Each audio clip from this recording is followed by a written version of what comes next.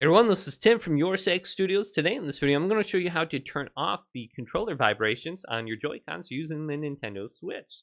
So sometimes playing certain games, the vibration can get a little bit annoying, and sometimes in first-person shooters, it's nice to have them turned off.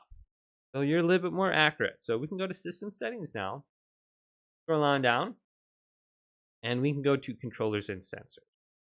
We have the option to change the button mapping around, but right under that is controller vibration.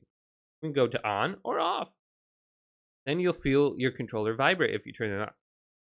So the vibration feature will be enabled on supporting controllers during gameplay. Vibration for alarm notifications can be changed in notifications, alarm notifications. So you can just easily turn this on or off. Now, most of the time, if you go to the game settings that you're playing, there will be an option to turn off the controller vibrations in that specific game too. So you can leave it on the console level and then just turn it off specifically for that one game. But if you can't, just come to this section and you should be good to go. Hopefully this video did indeed help you out. If it did, leave it a big thumbs up and subscribe to my channel down below for more tech videos coming up next on Your Six Studios.